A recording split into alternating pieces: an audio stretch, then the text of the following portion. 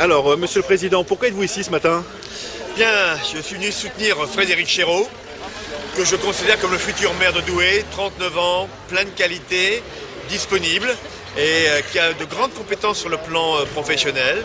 Je pense que voilà, c'est le renouveau qui apparaît au travers de ce soutien. Je suis fier qu'il soit socialiste, ça m'arrange, vous imaginez bien pourquoi. Et aujourd'hui, comme président du Conseil général du Nord, je viens quand même dire bonjour et surtout un soutien à l'ensemble de mes camarades socialistes. Pourquoi vous espérez une alternance à la mairie de Douai? Quelle est votre perception de la ville de Douai? Alors je vais être très, très direct avec vous. Jacques Vernier est un ami. C'est un ami, c'est quelqu'un que je respecte beaucoup.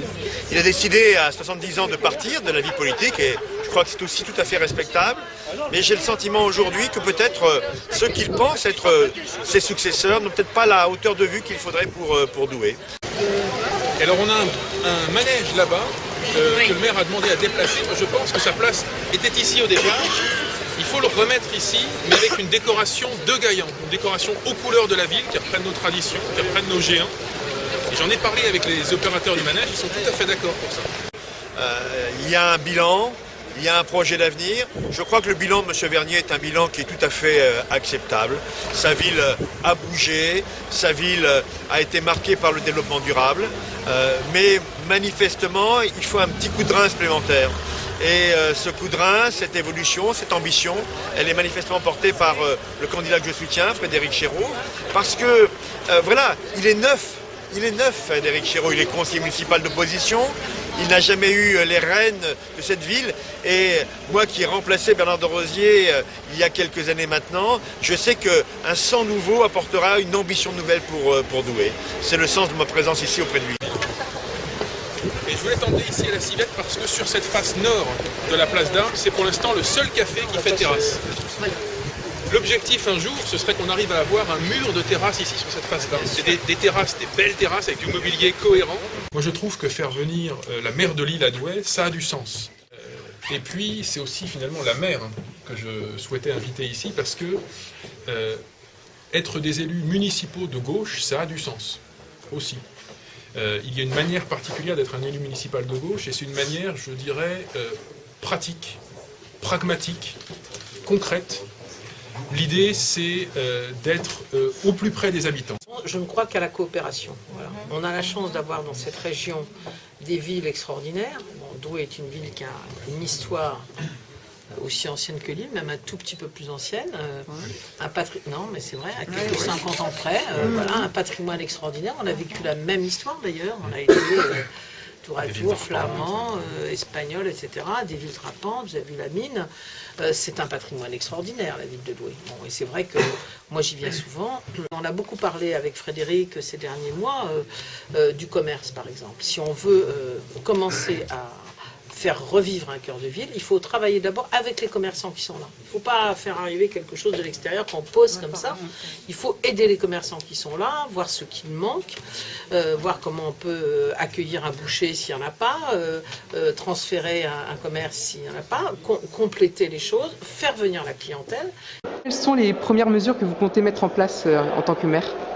Alors il y aura bien sûr, puisque c'est une transition, une alternance, toute une série de rencontres à mener, de prendre le pouls de la ville, mieux comprendre comment fonctionne cette grande administration, rencontrer les services, voilà, prendre en main l'outil fantastique qu'est cette mairie. Mais au-delà de ça, la priorité que nous nous sommes donnée, c'est le développement du centre-ville, la relance du centre-ville. Nous sommes face à des défis très importants sur le commerce, sur l'animation du centre, et le message que je veux envoyer, c'est que dès le lendemain de l'élection du maire, il faudra que tous ceux qui ont quelque chose à dire sur leur centre-ville, sur leur cœur de ville, sur leur commerce, se rassemblent pour qu'on réfléchisse ensemble à un projet, à une méthode, aux moyens de redynamiser notre ville. Les Douaisiens l'attendent, tous ou presque nous en ont parlé pendant cette campagne, c'est la première chose à mettre sur la table.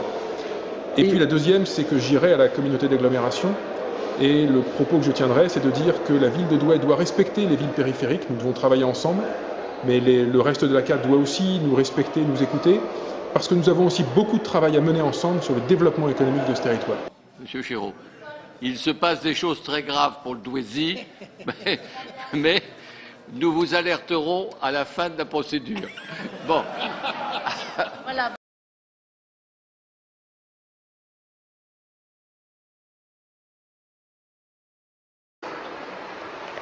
Donc c'était le 30 avril, un matin il était 9h15, donc je venais d'ouvrir la boutique et en fait j'étais agressée par un individu qui est, j'ai su par la suite, très bien connu des services de police. Donc ce qui s'est passé, c'est que cet individu apparemment a vraiment eu un coup de folie. Il a attrapé mon panneau stop trottoir, il me l'a lancé dans la vitrine, il l'a repris, il l'a lancé sur la rue. Il a ensuite fait des menaces à plusieurs reprises, il voulait me tuer, donc je me suis enfermée, j'ai appelé les services de police. Donc la police est arrivée, ils l'ont interpellé place Carnot, parce que j'avais donné une description par téléphone, donc avec la description, ils l'ont interpellé à la place Carnot. De la place Carnot, ils me l'ont ramené là devant, ils l'ont laissé dans le camion. Une autre voiture est arrivée, donc la police est descendue, a pris m'a demandé ce qui s'était passé, donc je leur ai raconté. Et suite à ça, ils m'ont dit oui, on l'a interpellé place Carnot, il est dans le camion, on va lui faire un serment, mais on peut rien faire, on le relâche. Alors la question a été de savoir pourquoi il l'avait ramené devant s'il pouvait rien faire, parce que cet individu comme ça, il sait que c'est moi qui ai appelé, et donc voilà. Donc ce qui s'est passé, c'est que je leur ai dit prenez au moins une plainte, une déposition. Ils m'ont dit oh non, pour prendre une plainte, il faut un arrêt de travail de plus de 8 jours. Je leur ai dit écoutez, je vais pas prendre un arrêt de travail de plus de 8 jours et fermer ma boutique sachant que je suis toute seule, donc c'est pas possible. Donc de là ils sont repartis, l'affaire a été classée on va dire comme ça, sans rien, sans dépôt, sans plainte, sans rien. Sauf que 15 jours après, cet individu est revenu et là il m'a sauté dessus. Il a en même temps cassé le rétroviseur de la pharmacienne et il a aussi sauté sur une dame qui venait en ville, qui était une représentante médicale et qui venait en ville voir ses clients. Donc on est parti à 3 au commissariat. Là, il y a eu 3 plaintes pour le même individu. Et cet individu, depuis maintenant 3 semaines, et je le vois passer tous les jours. Il est toujours en liberté, donc apparemment, il n'y a rien qui a été fait. Donc moi, j'ouvre à 9h et c'est vrai que j'ai une boule au ventre. Parce que je me dis, il peut rentrer à n'importe quel moment, je suis toute seule. Il est assez imposant. Donc voilà, j'ai pas envie qu'il rentre et je me sens vraiment pas en sécurité. Le même jour, à Douai, les affaires vont au plus mal. 16% des magasins du centre-ville sont aujourd'hui fermés. Alors ici, on a le magasin 2-3 qui, lui, a fermé il y a à peu près 2 ans. Ici, Jouet Club, qui était vraiment un lieu de rendez-vous pour évidemment les familles, les choses comme ça. On a une boulangerie aussi qui a fermé juste en bas il y a à peu près 8 mois. Sylvie Debrenne est présidente de l'Union des commerçants de la ville. Pour elle, ce désert commercial est la conséquence d'une concurrence trop forte. Alors messieurs, qu'est-ce que vous faites aujourd'hui? Alors bonjour, aujourd'hui on est place Carnot, hein. On est là pour les piétons et cyclistes. Alors donc, si vous voyez un contrevenant, vous lui adressez un carton rouge que vous avez en main? Oui, nous avons ce type de carton rouge où nous nous adressons et nous les invitons à se présenter aux forces de sécurité qui leur adresseront une verbalisation. Alors cette opération ici menée à Douai, place Carnot, est-ce qu'il y aura d'autres opérations de ce type ailleurs? Il y a d'autres opérations prévues.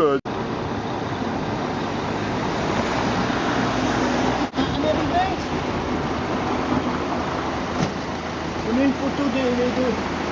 Qu'est-ce qui se passe, c'est que je suis dans l'incapacité de travail dû à un panneau de stationnement qui était interdit, pas un stationnement interdit, qui était mis devant votre garage, mon garage, hein, qui empêche les clients de pouvoir déposer leur véhicule pour que je puisse intervenir dessus, ou moi-même, mon véhicule personnel que je me sers plusieurs fois par jour pour aller dépanner, chercher des pièces, quoi que ce soit, je ne peux plus le garer. Vous avez pris combien de PV depuis 2 jours? Il y en a 11. 11 PV depuis 2 jours? Depuis 4 jours. Depuis 4 jours. Il y en a eu 4 le 16, il y en a eu 2 le 17, je crois, 3 le 18 et 2 ce matin. Et ils sont de combien? De 35 €. 35 € Ouais. Fois 11. Ouais, par 11. Donc on est à plus de 350 €, ouais. Pas loin de 400 € en 4 jours. Ouais, voilà. Vous mettez la clé sous la porte. Ah, je suis bien obligé parce que moi, j'ai plus de travail. Moi les voitures, c'est mon salaire. Et les gens ne viennent plus. Ils viennent plus, je leur dis, écoutez, c'est plus la peine de venir, c'est pour avoir un PV. Alors on me dit de garer dans le parking. Allez voir le parking, comment qu'il est, il est plein. D'où voulez-vous que je me gare? On m'a dit, monsieur, vous allez vous garer à la faculté de droit. Et c'est à combien? Et c'est à quelle distance la faculté de droit? Il y a à peu près un quart d'heure à 20 minutes à pied. Ouais. Hein? Ça fait combien de temps que vous êtes ici? Depuis 66. Depuis 66. Ouais, donc ça fait plus de 40 ans. 46 ans qu'on est ici. 46 ans que vous êtes ici. C'était mon père qui a tenu avant, un bâtiment qu'on a refait intégralement. C'était construit complètement ici. Et moi j'ai repris en 89, quand mon père qui a pris sa retraite. Donc c'est toute votre vie en fait Bah oui, c'est toute ma vie, parce que moi je suis né dans la mécanique. Mon grand-père était mécanicien, je suis né, j'avais, je vois ce que je veux dire, j'avais 1 an, 2 ans, 3 ans, voilà. À ce rythme-là, c'est quoi l'avenir? L'avenir, j'en sais rien, moi c'est me retrouver devant le bureau de la poste avec une tirelire en faisant